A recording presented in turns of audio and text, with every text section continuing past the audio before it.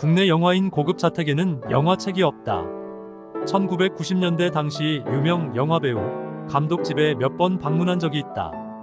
남의 집에 방문했을 때 가장 먼저 체크하는 것이 서가다.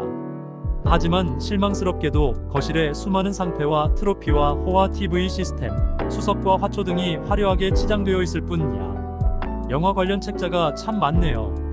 라고 감탄사를 터뜨린 경우는 거의 없다.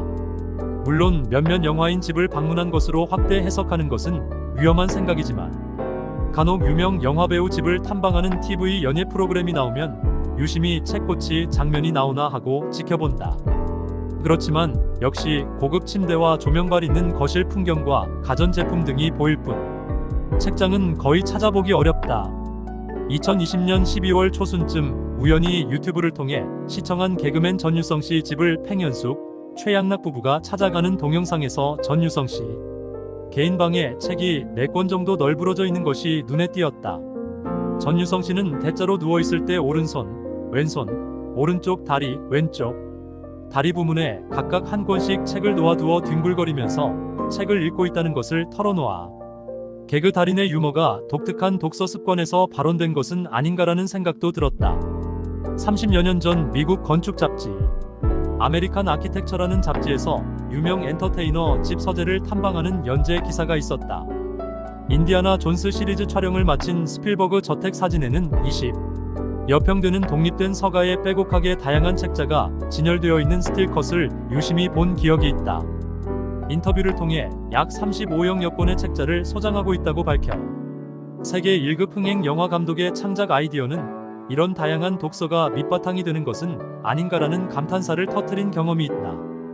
이에 비해 한국은 부동산 투기나 증권 등 재테크에 올인할 뿐이어서 국민 1인당 연간 독서 권수는 겨우 0.7권이라는 조사 결과가 나온 지 오래다.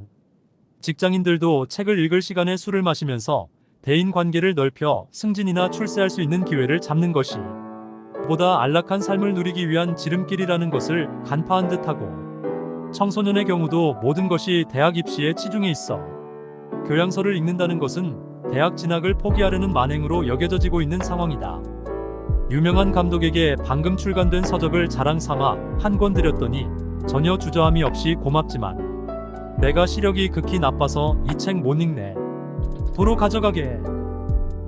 그때의 심적 충격으로 이후 어떤 연예인을 만나더라도 책 기증은 하지 않고 있다.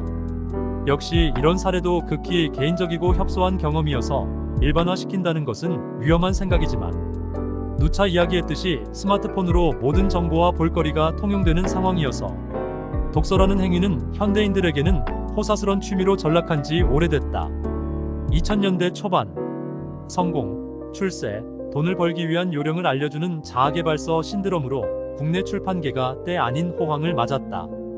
몇몇 지적 사기꾼 같은 자아개발 글을 만들어내는 꾼들이 온갖 근거 없는 정보를 늘어놓으면서 생생하게 꿈을 꾸면 성공한다는 것을 마치 무당 주문처럼 외우라고 아우성을 치고 다닌 적이 있다. 이것이 결국 무모한 짓거리였다는 것이 알려지면서 이제 자아개발서는 자취를 감추고 있는 실정이지만 영화 관객들은 1년에 연 1억 2천만 명이 넘는 추세이지만 그중 영화 관련 책자를 구매하는 독자들은 극소수다. 본인이 오기를 부리면서 영화 관련 책자를 내고 있는 것은 이미 최악의 바닥을 치고 있는 출판 시장에서 혹시 죽은 고목나무에서 꽃이 피지나 않을까 하는 요행 심리도 갖고 있기 때문이다. 주변 여건이 지극히 비관적인 흐름이지만 인간이 두뇌라는 장치를 보유하고 있는 한 언젠가는 읽는 문화가 다시 도래할 것이라는 희망을 품고 있다. 그것이 언제인지 미래를 기약할 수 없는 까마득한 상황이지만